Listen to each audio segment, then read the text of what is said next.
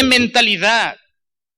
Sabemos que el evangelio es para todos. Y pensemos en ese evangelio para todo el mundo, en alcanzar a muchas personas para Cristo. Y entonces ese es el énfasis ahora. Y la verdad es que es una gran tarea y es un gran desafío. Pero el Señor ha prometido estar con nosotros. Y en esta tarde, yo quiero que reflexionemos en lo siguiente, mis amados. Un texto de la palabra de Dios que quiero que busquen en sus Biblias. El Evangelio de Marcos, capítulo 6 y versículo 12. ¿Quieren ponerme, por favor, la diapositiva? Marcos, capítulo 6, versículos 6 al 11. Vamos a leer esta porción bíblica. Y después quisiera que reflexionáramos todos juntos en lo que hoy el Señor quiere decirnos a todos los que estamos aquí, a su iglesia, a su pueblo. Dice Marcos capítulo 6, versículos 6 al 11. Dice así, permíteme leer en voz alta. Perdón, gracias hermanos por corregirme. Yo dije Marcos, ¿verdad? Ok. Gracias, hermano, gracias. Entonces sí vamos a cambiar eso de Lucas y le vamos a poner Marcos, ¿les parece bien? O sea, sí estoy bien yo, la computadora está mal. La computadora es la que está mal. No sé si se pueda corregir ahorita en ese rato. Puede corregir eso para poner Marcos en lugar de Lucas, si es que se puede. Si no, de todos modos usted ya sabe. Pero gracias, mi hermano, por checar eso. Estaba yo diciendo Marcos, y sí es Marcos, pero aquí es en la pantalla es Lucas. Lo que pasa es que son los pasajes paralelos, ¿no? Entonces, estaba yo checando eso, el pasaje paralelo, pero realmente quiero basar la meditación en Marcos, capítulo 6, versículos 6 al 11. ¿Sale? Ok, ahí está, gracias, inmediatamente. Muy bien, permíteme leer entonces en voz alta este pasaje, y usted, por favor, ahí con su vista, en Marcos capítulo 6, 6 al 11. Dice así: Jesús recorría a los alrededores enseñando de pueblo en pueblo. Reunió a los 12 y comenzó a enviarlos de 2 en 2, dándoles autoridad sobre los espíritus malignos. Les ordenó que no llevaran nada para el camino, ni pan, ni bolsa, ni dinero en el cinturón, sino solo un bastón. Lleven sandalias, dijo, pero no 2 mudas de ropa. Y añadió: cuando entren en una casa, quédense allí hasta que salgan del pueblo. Y si en algún lugar no los reciben bien o no les escuchan, al salir de allí, sacúdanse el polvo de los pies como un testimonio contra ellos. Mis amados hermanos, hoy quiero hablarles del ABC para cumplir la misión. ¿Qué queremos decir con el ABC para cumplir la misión? Hay una misión que tenemos que cumplir. Todos sabemos que como iglesias, como discípulos, se nos encomendó una misión. Ir al mundo, llevar el mensaje del evangelio. La pregunta es ¿cómo? Y usted ya sabe cómo. Es testificar acerca de Jesucristo, lo que Él vino a hacer por todo el mundo. Y lo que Él ha hecho por usted puede compartir precisamente eso. ¿Se acuerdan de la mujer samaritana? Que salió y empezó a compartir lo que Jesús le había dicho. ¿Se acuerdan del endemoniado gadareno? Le dijo: déjame ir contigo. Y dice Jesús: ve a los tuyos y cuéntales lo que el Señor ha hecho contigo. Eso es lo que debemos de hacer. ¿Qué ha hecho Dios con nosotros? Y esa es la misión entonces. Pero hoy quiero hablarles del ABC. ¿Qué queremos decir con eso? El ABC es lo elemental, es lo básico. ¿Se acuerdan? El ABC de la cocina, el ABC para la música, el ABC para tocar la guitarra. O sea, los 3 elementos básicos para hacer algo. Yo estoy pensando, y quiero compartir eso precisamente, que la misión es una misión extraordinaria. Pero hay por lo menos 3 cosas que debemos estar conscientes de eso. El ABC de la misión.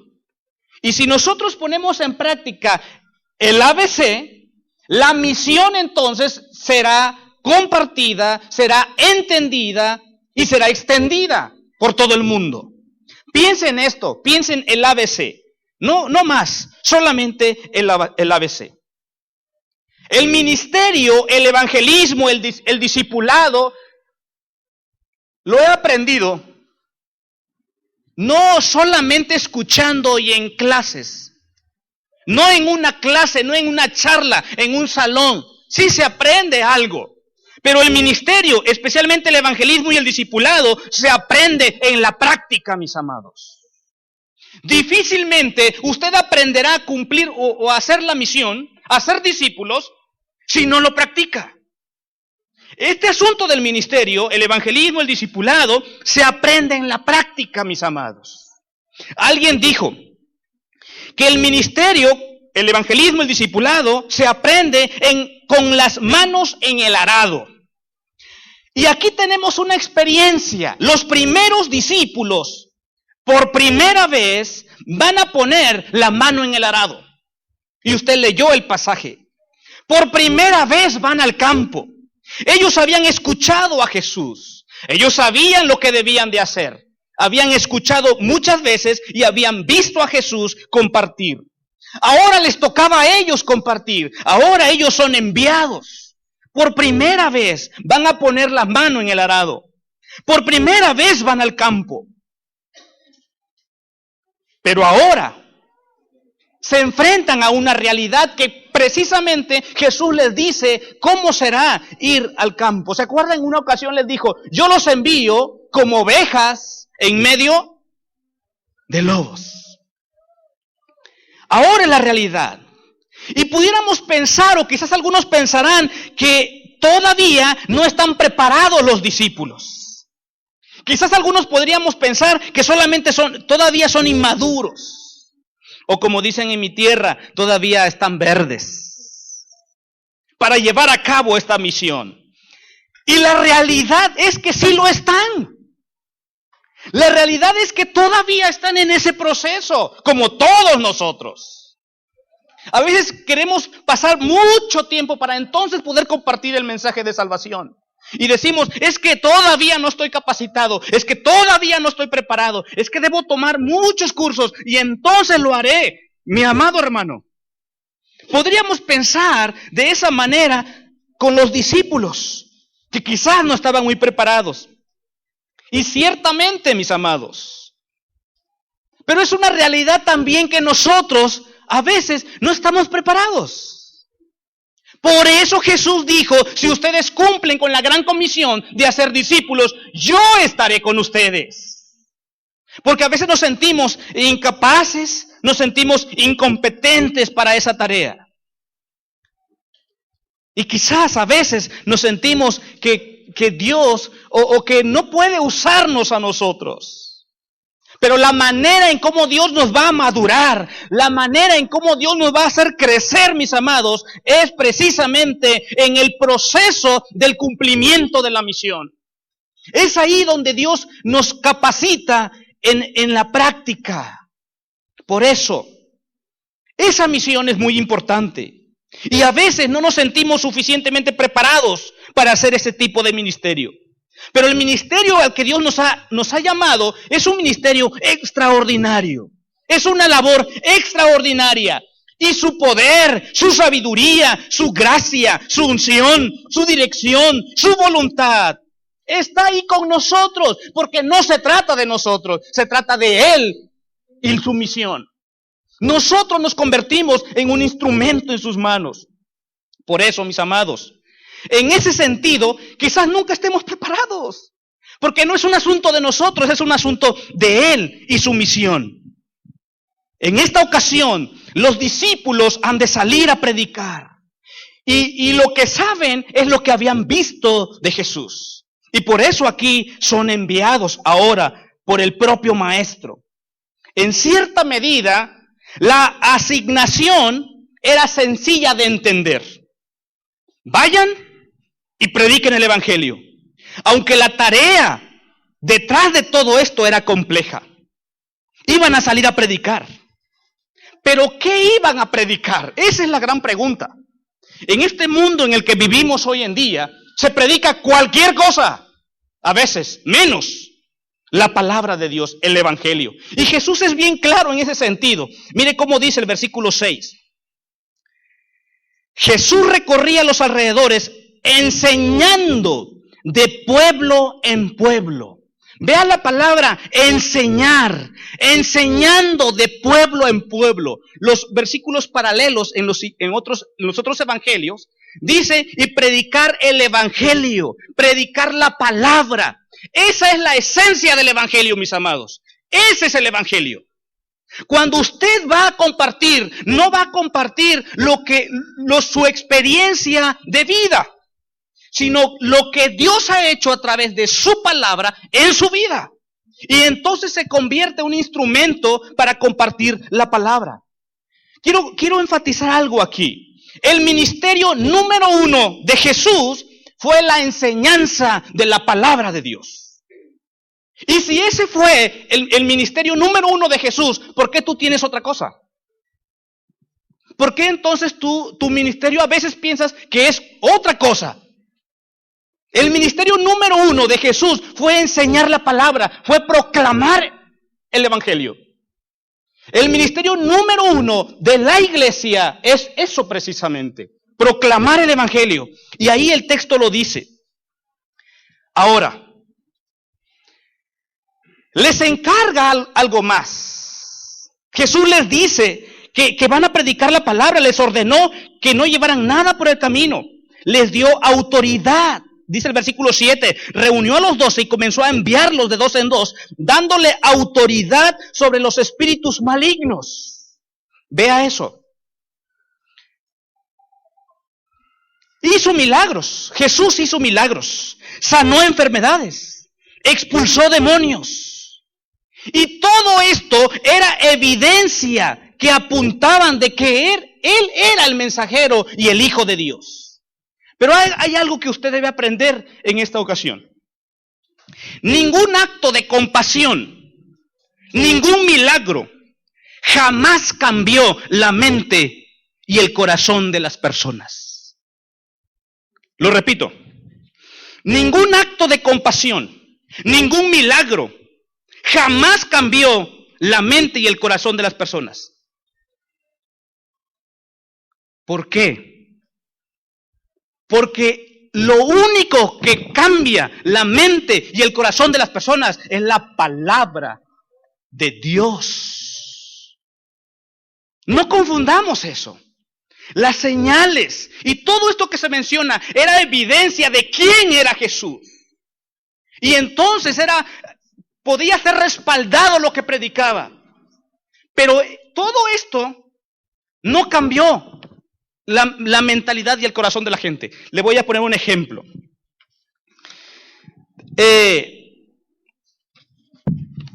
¿Se acuerdan del pueblo de Israel? Durante 40 años el pueblo de Israel vieron primeramente abrirse el mar. Bueno, antes, las plagas en Egipto. La manifestación del poder de Dios, las señales. Desde ahí empieza. Luego pasan por 40 años por el desierto. Vieron abrirse el mar. Vieron caer maná del cielo todos los días. Vieron a una nube que los guiaba. Vieron sus vestidos que nunca se acabaron. Y vieron sus calzados que tampoco se acabaron. Pero ¿qué creen? Murieron en la incredulidad. Murieron en la incredulidad. Porque todas estas señales no cambió su mente ni su corazón. Porque lo que cambia la mente y el corazón de las personas es la bendita palabra de Dios. Esa palabra creadora del Dios Todopoderoso allá en el Génesis, ¿se acuerdan? Esa palabra que viene directamente de Dios, esa palabra que tenemos aquí, mis amados, esa palabra es la que usted necesita predicar y usted necesita recibir si usted no ha experimentado un cambio en su vida. Y eso es extraordinario. Por eso Jesús está enfatizando esto. El pueblo murió en la incredulidad. Lo que tiene el poder de cambio, el poder de transformación, es la palabra. Porque la fe viene por el oír y el oír por la palabra de Dios. Entonces, si ese fue el ministerio número 1 de Jesús, ese debe ser el ministerio para todos sus siervos, hermanos, no otra cosa. El poder que viene de la palabra de Dios. Los apóstoles lo tenían muy presente. ¿Se acuerdan cuando delegaron el trabajo allá en Hechos capítulo 6? Cuando había situaciones ahí y problemas por la distribución, por las necesidades. Entonces dijeron, ¿saben qué? Nombremos, deleguemos estas responsabilidades, pero nosotros persistiremos en la oración y en la palabra. Y creo que esto los discípulos lo aprendieron muy bien. Esta es la prioridad. A eso fue enviado Jesús y para eso nos envió a nosotros, para enviar la palabra de Dios. Ese es el evangelio, para predicar el evangelio, no otra cosa, mis amados, el evangelio de Jesucristo. Y aquí está el ejemplo. Por eso yo le llamo el ABC. Es lo principal, es la prioridad. Podemos hacer muchas otras cosas de alcance, pero hay algo que no se nos debe olvidar y nunca la iglesia debe desviar su atención en el hecho de cumplir la misión, proclamar el evangelio. Aquí está la primera enseñanza con la A, el ABC. Ajá. ¿Me siguen, por favor? Amén.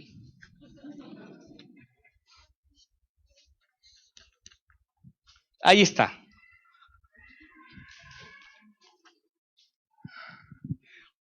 Algo pasó con ese equipo, ¿verdad? Ahí está. Ah, leamos todos. Esta es la primera enseñanza. ¿Cómo dice? Acepta la autoridad delegada por el Señor. Dice el versículo 7. Reunió a los 12 y comenzó a enviarlos de 2 en 2. ¿Qué dice? Y les dio autoridad. Aquí está la primera cosa. ¿Por qué tú te sientes que no puedes compartir el mensaje, hermanos? Porque a veces tú sientes que tienes miedo, tienes vergüenza, te apena, estás en el grupo de trabajadores, ahí en tu trabajo, en tu escuela, joven, señorita, y te vas a comer tu torta, y tu lunch, y tú quieres orar porque sabes que debes dar gracias por los alimentos, pero ¿cómo le haces? Ay, ¿cómo le hago? Y se descuidan un ratito, Señor, gracias, y vámonos. O sea, porque tienes pena, porque tienes, no sé qué pasa. No quieres compartir ese mensaje. Y a veces, hermanos, la gente te va a mirar. Y a veces ni era necesario que hablaras, porque la gente quiere verte cómo tú vives el cristianismo. Y tu vida debe ser un testimonio vivo de lo que Jesucristo ha hecho.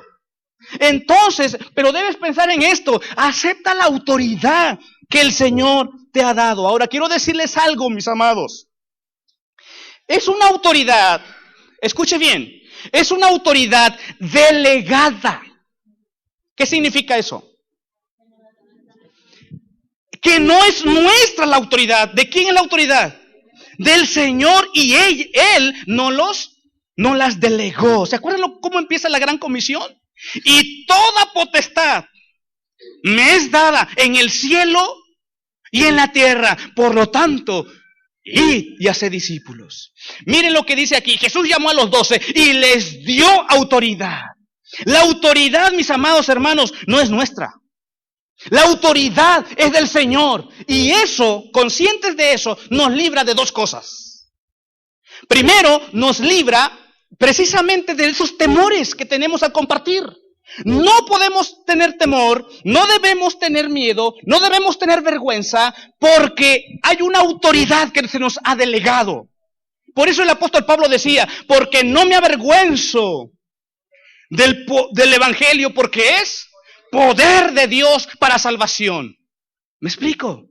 Por eso tú debes aceptar la autoridad. Y Jesús, cuando los envió, les dijo, les doy autoridad, les delego autoridad. Nos libra de una cosa, de esos temores, de ese miedo. Pero también, segundo, nos libra de la arrogancia. Nos libra de la arrogancia. ¿Sabe por qué? Porque entonces lo que yo hago, no lo hago por mis fuerzas, ni porque yo sé mucho. Lo hago porque el Señor me ha delegado esa autoridad. Amén. Entonces nos libra el hecho de aceptar la autoridad delegada del Señor. Nos libra de esas dos cosas. Miren, y Jesús, dice la palabra, que Jesús, todos quedaban admirados porque hablaba como quien tenía autoridad. Y es extraordinario eso. ¿Se acuerdan en el día de reposo que lo cuestionaron? Y él dijo, Jesús, yo aquí soy el Señor del día de reposo. ¿Qué significa eso? ¿Y sabe por qué? Porque había un contraste con los fariseos de aquel tiempo. Los que estaban alrededor. Los que, mire, es más, a Jesús se le conoció como el rabí, como el maestro. Pero había otros maestros judíos de aquel tiempo. Pero esta era la diferencia. Los rabíes, los maestros de aquellos tiempos, llamaban a sus discípulos a la Torá, a la ley. Ningún rabí llamaba a sus discípulos para sí mismo, ¿no? Lo llamaban para la ley, para la Torá. Y ellos decían más o menos así. La Torá dice, es decir, la ley dice, el veredicto de la Torá, el veredicto de la ley es esto, es lo otro, así dice. Pero el Señor Jesucristo, cuando Él habló, Él dice, oísteis que fue dicho, pero yo digo, esa es la autoridad. Vea el cambio. Los rabíes, los maestros de aquel tiempo, llevaban a sus discípulos hacia la Torá, hacia la ley. Jesús los llamaba hacia sí mismo. Y Él se atreve a decir, habéis oído decir, oísteis que fue dicho, pero yo digo. El Señor estaba diciendo que hay alguien que está por encima de la ley, de la Torá. Jesús les dice, yo estoy sobre todo aquello. De esta manera, Jesús estaba marcando la diferencia en relación a los demás maestros y a los demás rabinos de aquel tiempo. Otro punto importante a aclarar es que los discípulos no escogían o no escogieron a Jesús como era común en aquel tiempo. Los alumnos, los discípulos, escogían a sus maestros. Los maestros nunca escogían a sus alumnos. Los rabíes, los maestros, nunca lo hacían. Eran los alumnos quienes iban y buscaban a sus maestros. ¿Y Jesús qué hizo? Jesús hizo todo lo contrario. Él lo buscó y Él los escogió. ¿Se acuerdan lo que dijo Jesús en una ocasión? No me elegisteis vosotros a mí, yo los elegí a vosotros. Eso ponía en un contraste entre los maestros de aquel tiempo y Jesús. Eso indicaba la autoridad que Jesús tenía sobre todo. Y esa autoridad nos ha delegado a nosotros para hacer la misión, mis amados. Ahora, algo más que quiero compartir en este punto. Eran algo que nunca habían visto en aquel tiempo. Toda la gente, incluso los fariseos. Ahora aquellos discípulos que escogían a sus maestros, también podían permanecer con ellos hasta que ellos quisieran. Los rabíes, los maestros de aquel tiempo, tenían a sus discípulos, pero sus discípulos decidían si estar con ellos o no. Podríamos decir que en este caso los discípulos de Jesús, el llamado de los discípulos de Jesús era tan fuerte, era sobrenatural, que la fuerza de ese llamado los mantenía en su posición. Miren, los apóstoles tuvieron suficientes pruebas, rechazo, etcétera, como para que ellos hubiesen abandonado al maestro, pero la fuerza de ese llamado los mantuvo en su posición a pesar de todo lo que sufrieron. El llamado, mis amados, el llamado los sostuvo, que Jesús los había llamado y Él los había escogido. Por eso no se fueron. Es más, Jesús en una ocasión les invita, ¿se acuerdan? ¿Se quieren ir también ustedes? ¿Y qué responde Pedro? ¿A quién iremos, Señor, si solamente tú tienes palabras de vida eterna? Oh, ¿qué hizo a que estos discípulos permanecieran allí? Un llamado. Ese llamado lo sostuvo. Mis amados, entonces vean cómo este grupo de discípulos reciben la autoridad delegada de parte de Jesús. Dice el texto que les dio poder, les dio autoridad sobre las enfermedades, sobre los demonios. Es decir, le dio autoridad sobre todas aquellas cosas que podrían representar una oposición para el extendimiento del reino de Dios.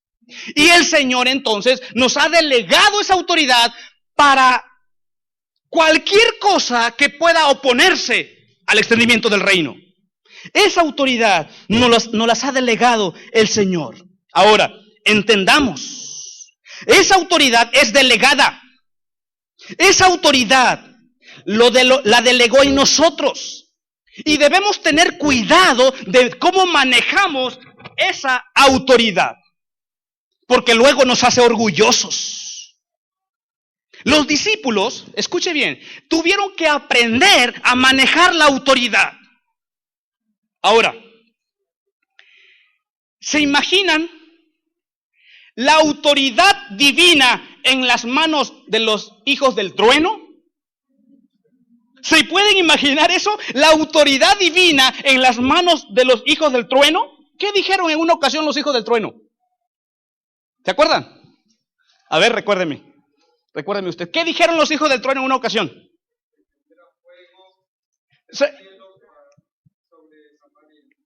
Eso. Oye, Señor, ¿te parece si pedimos fuego del cielo? Que los consuma a todos. ¿Se dan cuenta? ¿Se dan cuenta la autoridad divina delegada en esta pareja, por ejemplo, de lo que le llaman los hijos del trueno? O bueno, en las manos de Pedro, que le gustaba cortar orejas. Esa autoridad divina en las manos de Pedro, por ejemplo. Ellos debían aprender, mis amados hermanos, a manejar la autoridad. Debemos entender que esa autoridad, aún los apóstoles tenían ciertas características. Escuche bien lo que voy a decir. Aún esa autoridad en los apóstoles tenían ciertas características. Primero, esa autoridad era delegada por Cristo. Primero, delegada por Cristo. Segundo, era limitada a su condición de criatura. Esa autoridad era limitada a su condición de criatura. Y usted debe recordar, Él es el creador, yo soy criatura. Él es el padre, yo soy hijo. Soy su hijo. Entonces, esa autoridad aún era limitada. ¿Se acuerdan en aquella ocasión cuando vinieron a sus discípulos? Señor, no pudimos sacar ese espíritu. No pudimos, Señor. Y entonces Jesús expresa algo extraordinario ahí. ¿Saben cuál es la evidencia? Es que ustedes solos no pueden. O sea, la autoridad que yo les doy, yo la tengo y se las delego y es limitada para ustedes. Porque si no dependen de mí, nada podéis. ¿Se da cuenta de esta idea? Por eso el ABC para cumplir la misión, mis amados. Entonces, delegada por Cristo esa autoridad, aún en los apóstoles, limitada en su condición de criatura, pero escuche bien lo que voy a decir. Y condicionada por la obediencia a la palabra. Una autoridad dada por Cristo, limitada en su condición de criatura y luego condicionada a la obediencia. Eso es extraordinario. Por eso decimos, acepta la autoridad delegada del Señor. La autoridad entonces debe ser ejercida en humildad y amor. ¿Se acuerdan? Cuando regresaron los 70 después de haber sido enviados por Jesús, regresaron con gozo y dijeron, ¿saben qué? Los demonios se nos sujetan. Amén. Gracias, Señor, por esa autoridad. Y Jesús les dijo, y les enseñó a manejar la autoridad. Y les dijo, no se alegren por eso. Vea cómo Jesús nos delega la autoridad y nos enseña cómo debemos poner en práctica esa autoridad. ¿Me expliqué? Ok, vamos entonces con la segunda enseñanza. B. Busca depender siempre del Señor. Y usted dice, ay hermano, pero ese ya siempre lo sé. Pero espérese, lo sabe, pero ¿quién ahí lo pone en práctica? Y es importante que hoy lo recordemos. Mire, ahora, busca depender siempre del Señor. El ministerio de evangelismo, de discipulado, cualquier otro ministerio que tiene que ver con el cumplimiento de la misión, se necesita depender siempre del Señor. El ministerio es totalmente dependiente. ¿Dependiente? ¿Y de quién? De Cristo, del Señor, de Dios mismo. Ahora, me llama la atención algo. Primero Jesús los envía, pero piensa en la dependencia. Vea eso. Yo quiero que veamos dos cosas aquí, hablando de la dependencia. Todos sabemos que debemos depender de Dios, y más si vamos a cumplir esa misión, depender de Dios. Pero Jesús, cuando habló de este asunto de la dependencia, pensó en dos cosas. Depender primeramente de Dios, obvio. Pero luego, ¿cómo los envió? ¿Solitos? ¿Cómo los envió? De dos en dos. Eso es dependencia. Es decir, el ministerio, la obra evangelística, las misiones, nunca se hacen solos. Nunca. Si usted piensa que puede hacer y construir su reino solito, está equivocado. El reino de Dios es tan extenso que se requiere de un equipo. Y el evangelismo y las misiones y todo lo que tenga que ver para cumplir la misión es dependiente totalmente de Dios, obviamente, pero también, hermanos, dependientes del uno al otro. De hecho, Mateo nos dice quiénes constituían las parejas. Dice que Jesús los envió de dos en dos, no los envió solos, porque el ministerio no se hace solos. De hecho, a Judas lo pone con Simón el celote, con el revolucionario. ¿Cómo sería esa pareja? No sabemos cómo esta pareja, hablando de manejar la autoridad, cómo manejó la autoridad. Pero Jesús buscó que tuvieran una dependencia primeramente entre ellos. O sea, vayan de dos en dos. Porque a veces somos muy individualistas. Nos gusta trabajar solos. Es más, desde la escuela usted trabaja solo. Nunca aceptó un equipo. ¿Se acuerda de eso? Nunca aceptó un equipo. Le dijo el maestro, usted va a hacer equipo con esta. No, mejor trabajo solo. Y llegamos a la iglesia, hermanas, vamos a hacer comida. No, mejor yo traigo solo. Yo trabajo solo, hermano, sola. Hermano, vamos a hacer el aseo todos juntos. No, mejor yo vengo solo, yo sé cómo lo hago. ¿Se dan cuenta de esa cultura? Esa cultura del individualismo, que si puedo, yo solo puedo, no necesito de alguien. El asunto de las misiones y el del evangelismo, hermanos, no se puede hacer las cosas solos. Te necesito, hermano. Y Pablo lo ilustra con el cuerpo allá en Corintios, ¿no? Él dice, en Romanos también, él dice que todos los miembros son miembros los unos de los otros, interdependientes. O sea, nos necesitamos, hermanos. El hermano, la hermana que usted tiene al lado, usted debe decirle, hermana, gracias por existir. A ver, dígale. Hermano, gracias por existir, te necesito, dile. No importa si es su esposo o su esposa, dile también que lo necesita. O sea, usted no puede solo, usted necesita al que está al lado para cumplir, para hacer esta misión. Necesita a esa persona. Porque usted no tiene todos los dones y no tiene todos los talentos, usted necesitamos hacer un equipo. Felicidades a los jóvenes, me encantó lo que hicieron. Felicidades a los jóvenes. Me encantó lo que hicieron. Algo extraordinario. Me dio mucho gusto verlo. No cabe duda que Dios los está dirigiendo, Dios los está llevando. Y ese es un equipo. Eso es lo que Jesús tenía en su mente. Por eso los mandó de dos en dos. Eso es ser dependientes el uno al otro. Mis amados, usted puede recordar ejemplos de personas en el Nuevo Testamento que siempre trabajaron en parejas. Ejemplos: Pablo y Bernabé. Bernabé y Juan Marcos. Pablo y Silas. ¿Se da cuenta de ese patrón que encontramos en la Biblia? Bueno, Pablo primero y Bernabé. Y luego dijeron, creo que es necesario que hagamos dos equipos. Y por ahí dijeron, ¿sabe qué? Yo me voy a ir por este lado, pero no puedo ir solo. Dice Bernabé, pues adelante. Dice Bernabé, yo me llevo a Juan Marcos. Dice Pablo, pues yo me llevo a Silas, pero solo no voy. Ah, no, pero usted, ¿qué dice? Mejor solo que mal acompañado. Esa cosa, eso no existe, porque luego usted piensa que también está en la Biblia. Como dice la Biblia, vale más solo que... No, eso no dice la Biblia, hermano. Eso es un invento de usted y de la cultura. Pero los mexicanos en México, eso es una cultura muy fea. Somos muy individualistas. Cuidado con eso. No podemos llegar a más lejos si seguimos así, hermanos. Esta iglesia necesita estar unida todos los días, a pesar de las pruebas, a pesar de las dificultades y de las diferencias.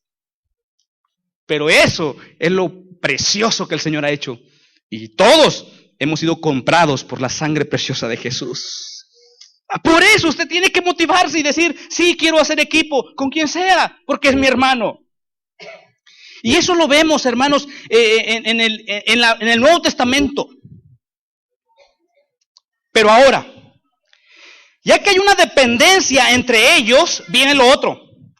Que es lo que Jesús pone énfasis, y yo también quiero poner énfasis. El ministerio, cualquier ministerio que tú hagas, y especialmente el de evangelismo y misiones, es un ministerio que tiene que ver con una dependencia absoluta de Dios. ¿Por qué digo esto? Lea el texto bíblico.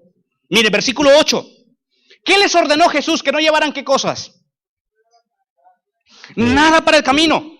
¿Qué dice? Ni pan. Yo tengo la Nueva Versión Internacional. Ni bolsa. Ni dinero en el cinturón.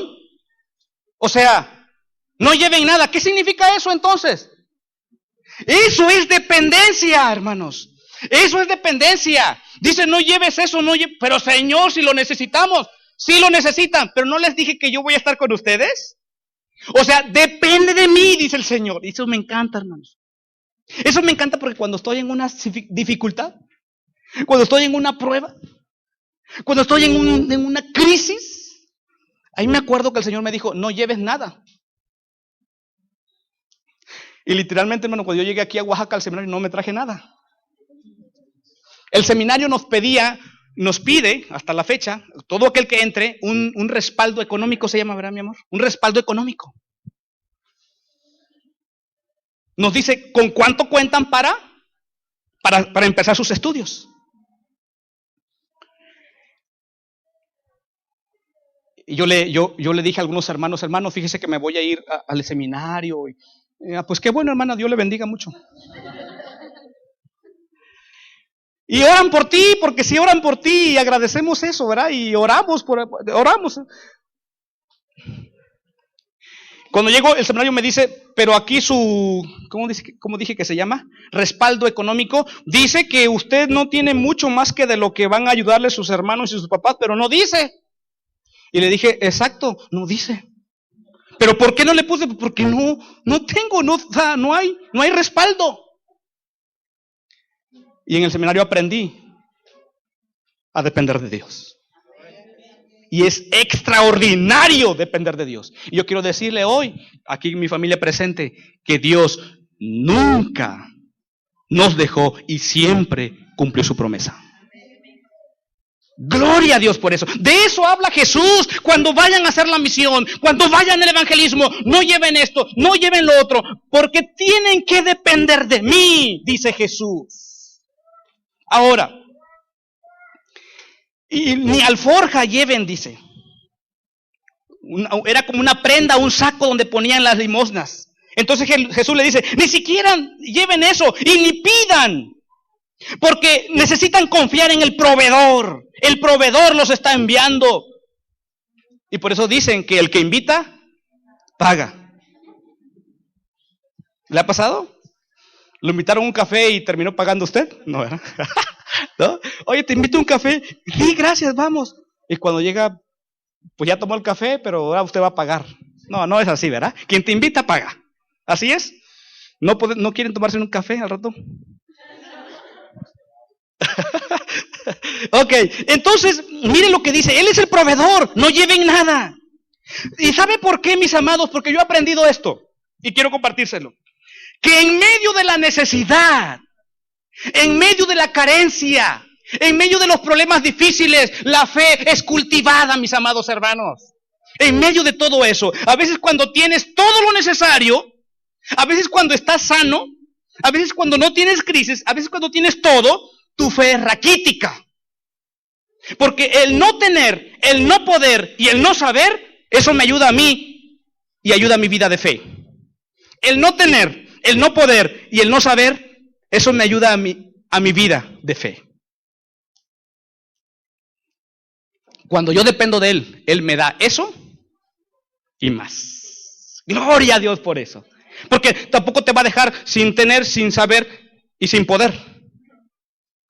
Pero a Él le gusta que llegue a un punto donde tú no tengas, tú no sepas, ¿y qué más dije? Y no puedas. Porque en su debilidad, el poder de Dios es perfeccionado. De esto habla Jesús. De esto habla Jesús. Así que nuestra tendencia humana es siempre a controlarlo todo, a depender de nosotros mismos. Es nuestra tendencia, la autoconfianza. Y la tendencia de Dios es sacarnos del control. Y la fe se cultiva entonces en las dificultades.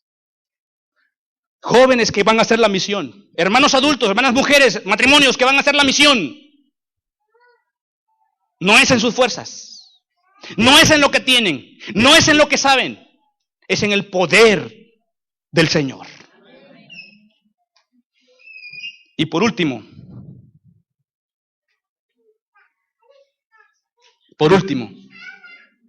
la C, el ABC. Concientízate. Me costó mucho buscar la palabra para que fuera el ABC. Estaba pensando en otra, pero ahora una palabra que empiece con concientizar. ¿Sí se entiende, no? Sí se dice así, ¿no?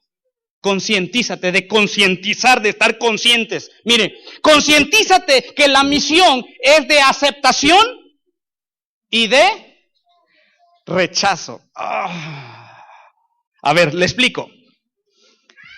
Mis amados, fuimos llamados a cumplir una misión. Y esa misión es de aceptación y rechazo. ¿Cómo? ¿Qué dice Jesús al respecto? Mire lo que dice. Versículo 10.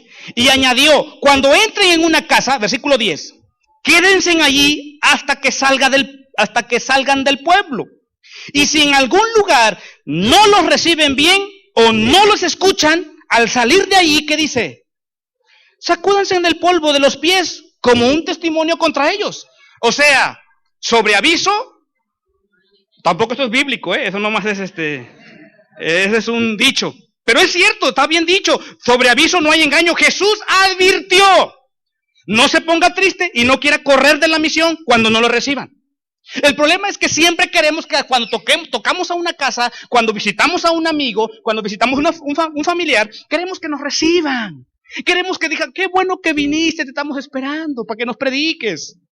Y eso queremos a veces. Y todavía que nos inviten el cafecito y toda la cosa. Y no, a veces no, a veces te van a dejar en la puerta. A veces no te van a abrir. Y eso está bien porque a veces sacan el machete. A veces sacan, ¿se acuerdan? No sé si ustedes escucharon, pero un pueblo por la costa, por los Amatlanes, es tremendo. Cuando llegaban los evangelistas a predicar el evangelio, parece que ya tenían listo su agua caliente y lo sacaban. Y se los rociaban, se los tiraban. Y todavía existe, O sea, no cree que eso fue en el pasado, ahorita mismo. Estamos aquí en la ciudad, creo que lo más que nos pueden hacer es rompernos el folleto. Pero en aquellos lugares sí que está tremendo. Apenas, y oren por cierto, hermanos, no me acuerdo del nombre del pueblo, pero se los envío por ahí a la página de la iglesia para que lo vean. Pero estemos orando por los Coatlanes. Un grupo de hermanos fueron expulsados la semana pasada porque no hicieron algo que el pueblo quiere que hicieran en cuestión religiosa. Y entonces los expulsaron. No es que lo hayan golpeado porque estaban heridos, pero no porque lo golpearon, sino porque la camioneta donde salieron corriendo se volcó. Ya hay algunos hermanos que tienen que ver con el asunto de lo legal, ya están ahí y parece que van a volver otra vez al pueblo. ¿Jesús advirtió de eso? Sí. Por eso aquí es concientízate que la misión es de aceptación y de rechazo, de hospitalidad y de hostilidad. Y Jesús lo advirtió, Jesús lo dijo. Fuimos llamados para eso. Mire el texto, ahí está, en los versículos dicen, los apóstoles tendrían que aprender eso. Pero usted y yo necesitamos aprender esta dinámica de ministerio. Jóvenes, no se desanimen, sigan haciendo esa misión. Sigan. Hubo gente que les recibió, hubo gente que les recibió el folleto, hubo gente que se acercó para que oraran por ellos, hubo gente que no, pero el ministerio, el evangelismo y las misiones es de aceptación y de rechazo. Y debe estar consciente de eso. Si queremos cumplir la misión, debemos estar conscientes de eso. Ahora, me he dado cuenta que tenemos serios problemas para manejar el rechazo. Porque estamos también, como pareciera, que programados para que todo mundo nos acepte. Ahora, y no hablemos solamente del evangelismo, incluso aquí en la iglesia. Tenemos serios problemas para aceptar y lidiar con el rechazo. ¿Cómo se nota? Ejemplos. Iba pasando, le di mi mano, no me saludó el hermano. Ya me pongo mal, porque ya me rechazó. No sé qué tanto piensas, pero tenemos un serio problema para lidiar con el asunto del rechazo. Y si tú no aprendes de eso, pronto tendrás serios problemas, mi amado hermano. Sé consciente de eso, de esta dinámica del ministerio. ¿Cómo estás? ¿Te sientes ofendido cuando alguien te rechaza? Y luego buscamos a ver con quién lo reportamos, ¿no? Lo reportamos con el pastor, con el líder de ministerio, lo reportamos. El hermano fulano tal, así me hizo, hermano. No, dejemos eso, hermanos. Y empiece usted a trabajar en esta idea, en esta dinámica. Concluyo diciendo lo siguiente. ¿Cómo manejas la autoridad que Cristo te ha delegado? Primera pregunta. ¿Cómo manejas la autoridad que Cristo te ha dado? ¿Con mansedumbre? ¿Con humildad? Siguiente pregunta. Cuando haces la misión, ¿vives dependiendo de Dios, de su promesa, de su poder? No es que lo afirmemos, ¿realmente confiamos en Él? Y por último, ¿cómo manejas la aceptación y el rechazo? Y es importante, hermanos, para cumplir la misión entonces, solamente usted necesita, ¿qué dijimos? El ABC. Para cumplir la misión, usted necesita aprenderse el ABC. Para cumplir la misión. A. Acepta la autoridad delegada del Señor. B. Busca depender siempre del Señor. Y C. Concientízate que la misión es de aceptación y de rechazo. ¿Y qué le parece si oramos a Dios? Y le decimos, Señor, quiero cumplir tu misión. Y quiero ser consciente del ABC de la misión. Incline su rostro y haga esta oración. Padre del cielo, en esta tarde, Señor, delante de ti estamos. Con un corazón alegre, gozoso, Señor. Porque es una misión que tú nos has encomendado, Padre. Es la misión de ir y predicar el Evangelio. Te pido por esta preciosa iglesia que tienes en este lugar, Señor, que en el cumplimiento de su misión pueda ser consciente del ABC. Queremos ser testigos en todo el mundo y queremos empezar en nuestro alrededor. Te pido, Dios, que uses la vida de mis hermanos aquí presentes. Que bendigas a los varones, a las mujeres, a los matrimonios, a los jóvenes, a los niños y a todos, Señor, para el cumplimiento de tu misión. Usa la vida de mis hermanos para tu honra y tu gloria. Toca sus corazones para que ellos dispongan también su tiempo, sus talentos, sus dones para cumplir la misión. En esta tarde, Señor, si tú hablaste a su corazón, haz que ellos puedan decidir y decir: sí, Señor, usa mi vida, Padre. Toca sus corazones, Señor. Quizás algunos tienen temores.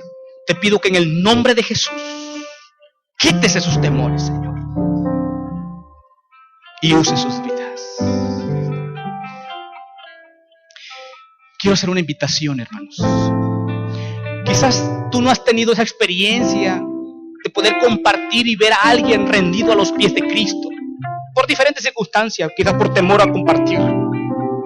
Pero quiero decirte que ver a una persona llegar a los pies de Cristo es la experiencia más extraordinaria que tú puedes haber pasado. Cómo personas se rinden a los pies de Cristo porque tú fuiste un instrumento en sus manos. Si tú quieres ser esa persona, ese instrumento en las manos de Dios, quizás te estén estorbando algunas cosas. Quizás Satanás ha puesto un sentimiento de culpa en tu corazón. Quizás un testimonio de tu vida que no te ha dejado y no te ha hecho trabajar ese potencial que Dios ha puesto en tu vida. No lo permitas. No sigas sentado. Levántate en el nombre de Jesús a cumplir la misión. Y si ese es el deseo de tu corazón en esta tarde, yo quiero orar por ti, mi amado hermano, hermana, joven, señorita. Yo quiero orar por ti. Yo no sé cuáles sean las situaciones que tú estés viviendo y que no te permiten ser el instrumento en las manos de Dios. Quiero decirte que en esta tarde el Señor está tratando contigo y quiere darte todo lo necesario, porque te ha dado la autoridad, te ha delegado una autoridad. Y entonces tú vas a ir en el nombre de Jesús. Pero debes estar dispuesto a hacerlo. Si ese es el deseo de tu corazón, ponte de pie en esta tarde y yo quiero orar por usted. Dios le bendiga, mi amado hermano. Dios les bendiga. Y ore conmigo ahí donde está. Dios le bendiga, mi amado hermano. Yo no sé cuáles sean los temores, cuáles sean los miedos, cuáles sean aquellas situaciones que te impiden poder compartir al Señor donde quiera que vayas. Pero esta es la misión de la iglesia, es la misión que Cristo nos ha dado. Ora conmigo ahí donde estás. Qué bueno que estás de pie. Qué bueno que estás puesto de pie, porque esa es señal de que le estás diciendo al Señor: sí, Señor, yo quiero hacer tu voluntad y aquí está mi vida. Señor del cielo, quiero pedirte, Señor, por toda esta congregación y estos mis amados hermanos que están puestos de pie, que quieren hacer tu voluntad, que quieren cumplir tu misión, que por alguna razón el enemigo los ha impedido, que por alguna razón, Señor, ellos se han quedado callados, sentados, pero ahora están dispuestos a testificar, a honrarte, Señor, y a darte gloria. Usa sus vidas para tu honra y tu gloria. Bendice las actividades de esta iglesia en esta semana. Lo que ya han hecho en las semanas anteriores, lo que están haciendo y lo que harán, sean bendecidos por ti, Señor. Tú vas adelante como un poderoso gigante. Tú vas adelante de ellos. Y tú has prometido estar con nosotros todos los días, hasta el fin del mundo, en el cumplimiento de esta misión. Alabado y glorificado seas, bendito seas, en el nombre que es sobre todo nombre, Cristo Jesús. Amén y amén. Dios les bendiga, mis amados. Ocupe su lugar.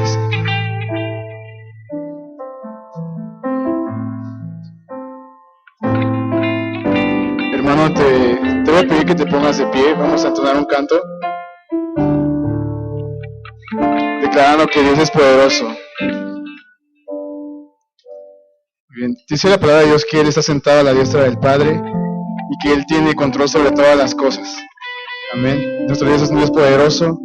Te voy a pedir que abras tu corazón y entones con todas tus fuerzas este canto, poderoso Dios.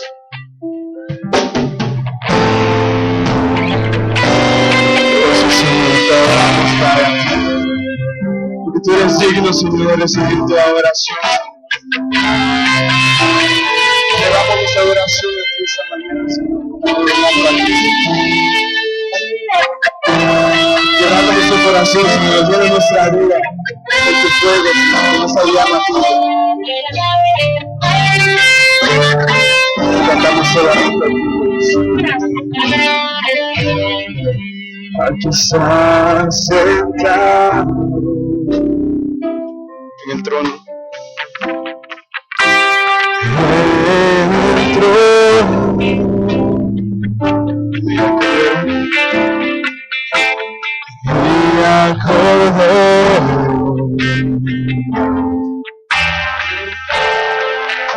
Sea tuya es la gloria a Dios. Sea la gloria, sea la honra, sea la honra,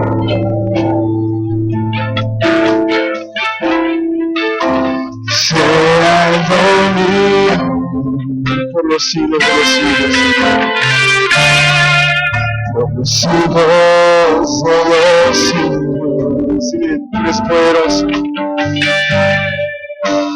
Poderoso Dios.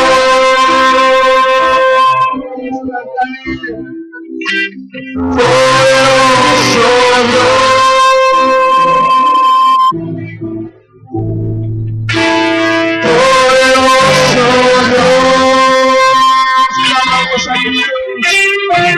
Mi alma clama por ti. Aquí está sentado. Aquí está sentado. En el trono. Mi alma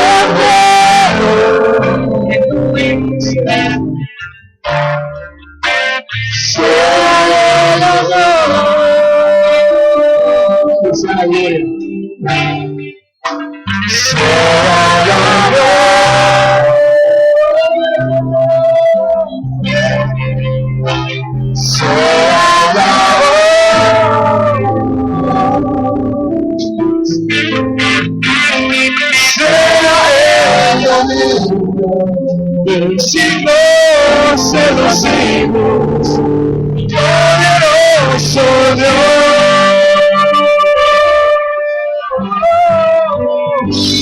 poderoso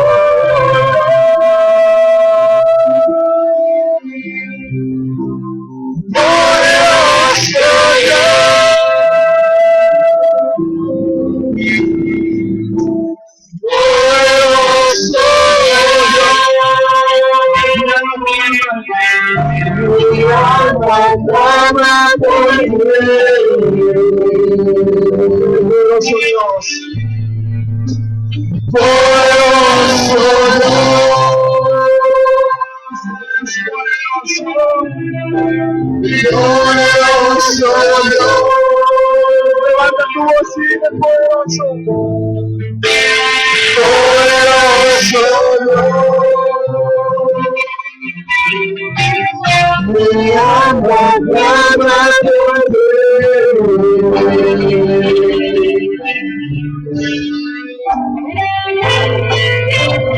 Eres poderoso, eres santo, Padre. Ilumina nuestro andar, Señor, ilumina nuestro camino. Queremos estar contigo de la mano, Señor. Tu poder es grande, Señor. Tu poder es grande, Señor, en nuestra vida. Mi alma clama por ti. Mi alma clama por ti. Mi alma clama por ti. Clamamos por ti, Dios. Clama por ti. Mi alma clama por ti. Poderoso Dios. Poderoso Dios.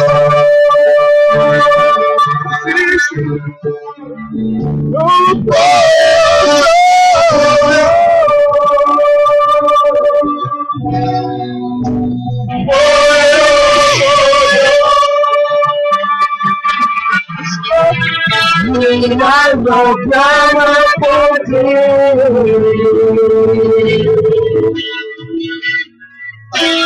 Poderoso Dios. Poderoso Dios.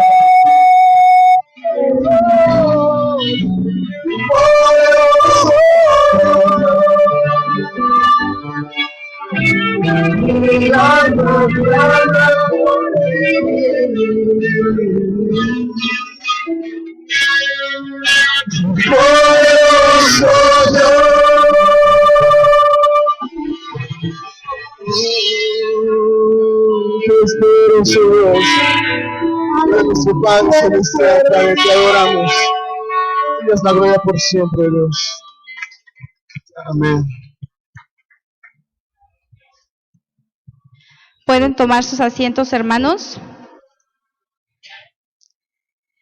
Hermanos, es hermoso el poder cada día asimilar, comprender cada vez más el propósito de nuestra vida. ¿A qué fuimos llamados? ¿Cuál es el motivo por el cual estamos hoy aquí?